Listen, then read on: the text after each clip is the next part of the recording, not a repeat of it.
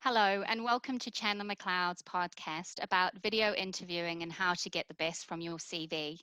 I'm Tracy Sharp, and joining me today to share their thoughts are Jenna, Rebecca, and Georgina.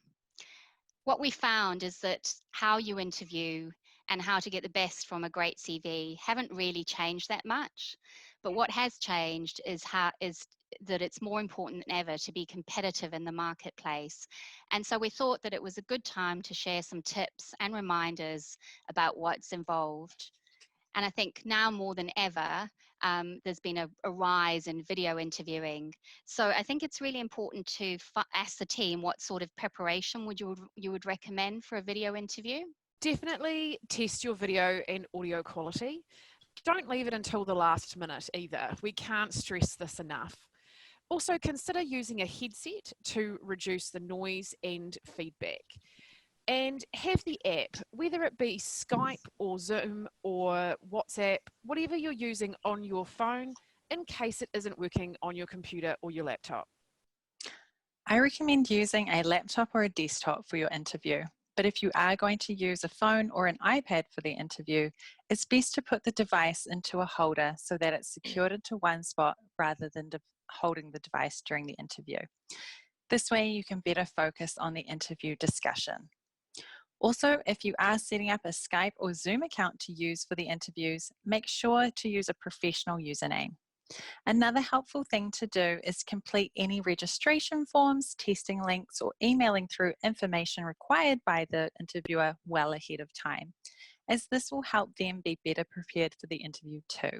I agree. The technology may be different, but the message is the same. Be prepared. I'd suggest a checklist to ensure you know how to access the meeting, where your audio and visual controls are, including the mute functions in case of unexpected disruptions. Set up closer to the router, invest in a booster or hotspot to avoid patchy Wi-Fi. Thanks, team. It's really important to remember that lots of people are video interviewing for the first time.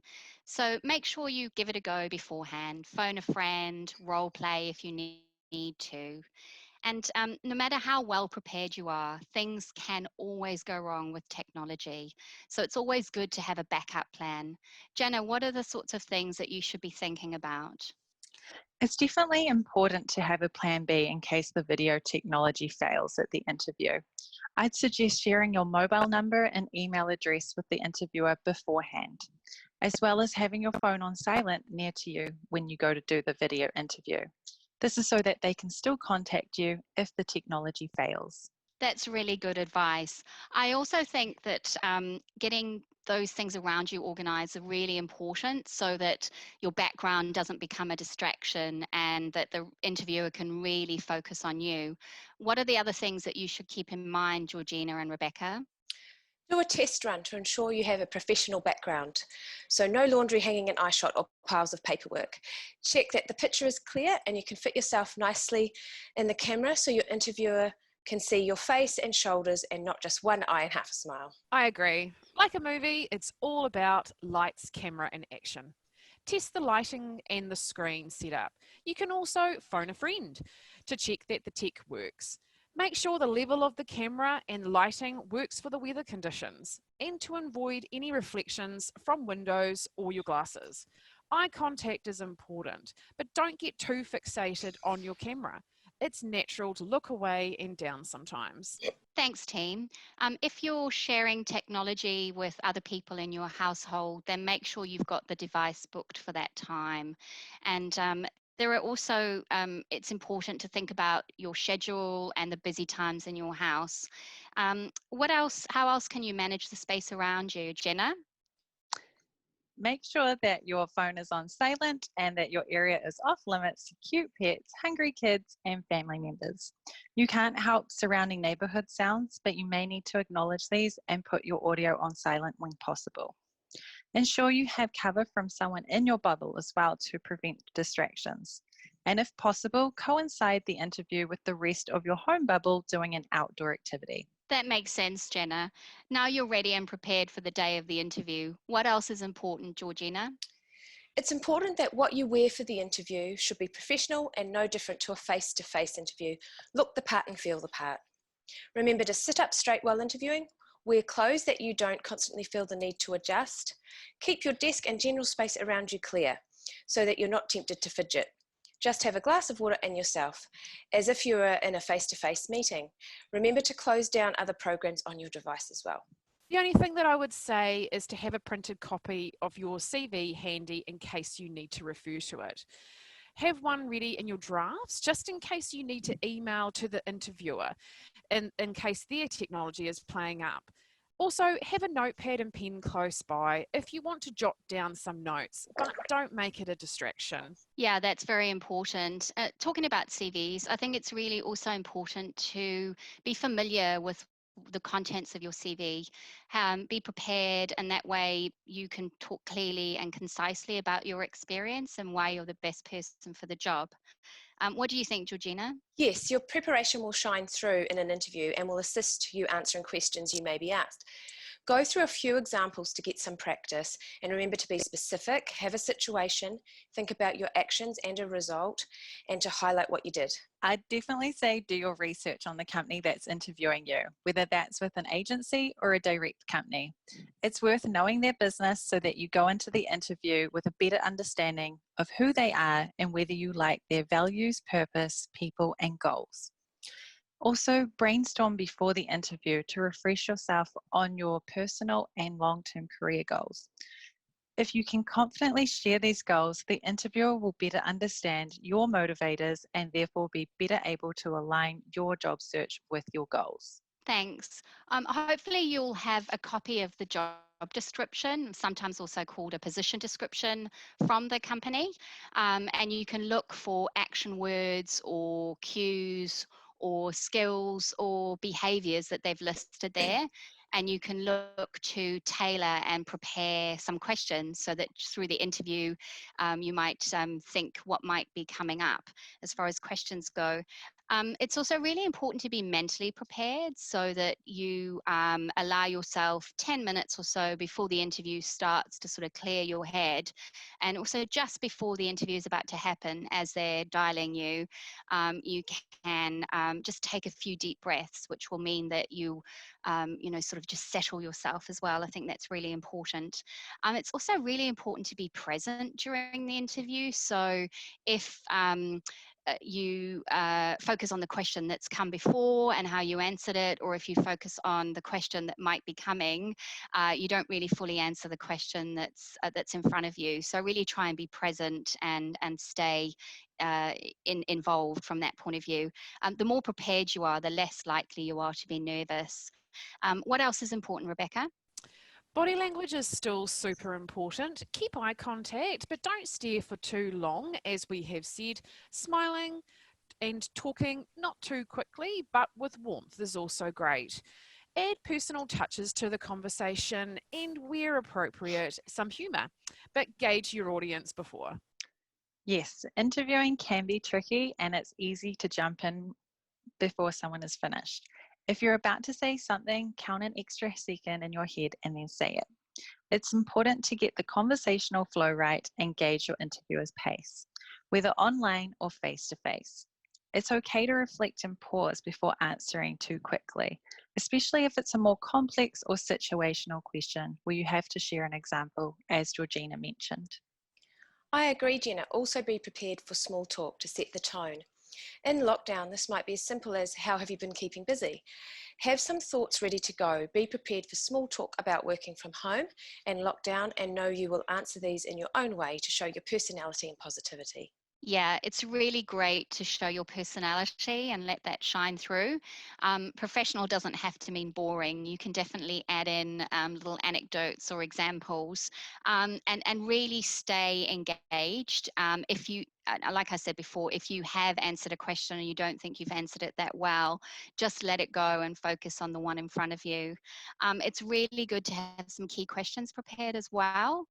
And you need to also be flexible though, so that if those questions might have been answered during the interview, you've got some other ones available to you, which shows that you've been listening as well.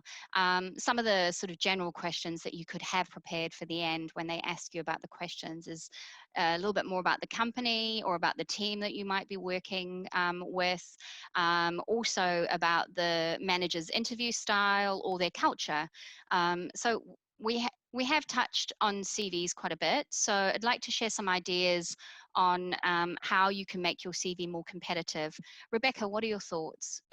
Make sure your CV is relevant and, if necessary, tailored to the job role you have applied for before you send it. If this is a customer service role, expand on your customer service experience in your job duties. An important note, don't forget to put in the systems that you've used, like SAP or Pronto. However, don't let your CV get too long. So ideally 3 to 4 pages. Don't go too back far in the past. It's just not needed. I'd say ideally include a cover letter specific to the role you're applying for. This shows your personal interest in the role and commitment. Include achievements under the relevant positions with its own heading. Achievements are the things you did over and above that sets you apart. You could put a relevant achievement into your cover letter to stand out even more. Ensure the dates on your work history are clear with the months and years. Put all of your online IDs on your CV near your other contact details, such as your LinkedIn profile hyperlink or your Skype username, and make sure these are professional, like your email address. If you have any recent computer test results that you've done within the last 12 months, it's worth including a summary of your test scores as well on your CV. For typing and data entry tests, make sure you put your speed and your accuracy. Yes, I agree. These are really all important things. I'd also suggest that you look to put action words into your CV to really bring it to life. So, for example, led a project focusing on XYZ instead of responsible for XYZ. Or if you're doing some process improvement or changing some admin processes, you could say reviewed and improved administrative processes rather than responsible for reviewing admin processes. It's just stronger and a little bit more powerful. And I think that from that point of view, it will set you apart. So when you're applying for a job, it's also important to think how you can demonstrate the skills that might be transferable. And I think in a competitive job market, transferable skills are really important. Team, what are some of the transferable skills that our clients might look for? Your ability to plan, create ideas, problem solve, or be resilient. Other capabilities such as attention to detail and accuracy, customer facing, telephone communications, or your ability to work well with others in your team. You could also include an example of something you have done or achieved that shows that you are able to adapt and be flexible, are capable of learning new things, open to change, have great communication skills, or are technology savvy. That's great. So if you have any of those skills, it's really important to highlight them and make sure they're threaded through your CV. Um, Once your CV's been sent, it's also important to prepare for callbacks. So often before you'll get an interview, they may call you up to do a screen with you or ask you some basic questions to make sure that you're a fit for their job. Georgina, what are your thoughts on this? Yes, be available to take a phone call and make sure your voice message is professional in case you can't answer. Try and have a copy of your CV handy on the kitchen bench or in the car, etc. And be ready to answer questions such as your interest in the role, why you're looking, what your availability is, and points like location, salary range, and any other details about hours such as part-time versus full-time. It's an advantage if you can clearly communicate these things anytime and anywhere. If you aren't in a position to talk, say so and arrange another time for a callback. Thanks, team. It's been great hearing from you. One last thing to remember before we finish with our tips is always remember to switch your interview session off when you're finished, so that you don't keep giving the client the audio and the visual after the interview's finished. Very important tip at the end. It's certainly been great having the opportunity to share our thoughts with you, and we are here to help and support you if you need anything from the Chandler McLeod team. We are available and we are here to help with your job search or any advice in the market. So please do get hold of the Auckland or Wellington teams through our Chandler McLeod New Zealand website, which is www.chandlermcleod.co.nz. Thanks so much for your time.